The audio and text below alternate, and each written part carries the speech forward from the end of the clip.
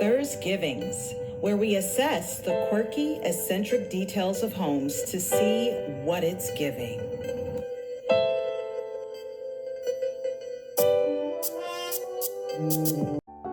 WinLakers. I become overwhelmed whenever I see a mix of styles within one home because I'm trying to feel the story of the home.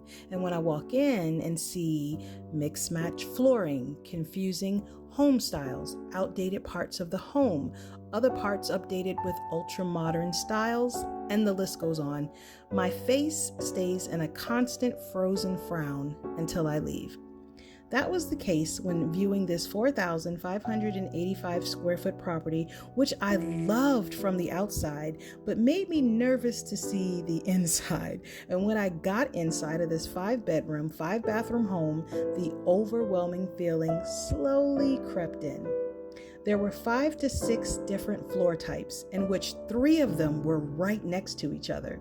There were multiple wall colors throughout, which I didn't feel tied the spaces together, but instead separated them. And maybe that was the goal.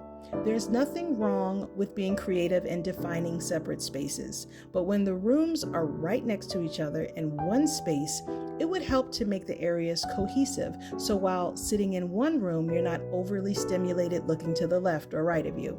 A good example is walking into a room where one side is sparse, but the other side is overcrowded with furniture, decor, plants, etc. I understand everyone has their own taste, and that's fine. But when putting your home on the market to sell, one must consider the general public and what would be appealing to it. So most times, a good paint job, a redoing of the floors, the updating of certain spaces, the staging of furniture, and making the property overall appealing to the market is key. I do believe your home is specially made for someone out there. I truly do. But if you want more hits than misses, you'll make a few changes. If you decide to not change anything and sell as is, then be prepared to come down on the price a bit, because buyers are going to pinpoint what they feel needs to be changed in order to take on your current investment, which could potentially become a money pit for them.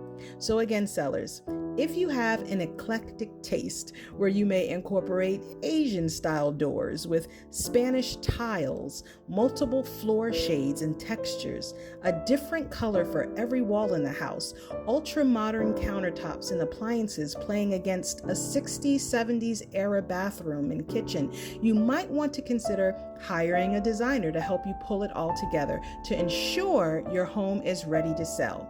So all in all, I'd say this Spanish-inspired home is giving Destiny's Child's Survivor anthem, because the bones of this property is strong, and with a little love, it'll sell and survive. I'm Shanda Armstrong, your local realtor. You can find me at WinLakeRealEstate@gmail.com, or you can view more information by clicking my link in the profile. Thanks for listening, WinLakers, and I'll talk to you in the next THURSGiiiViNGS.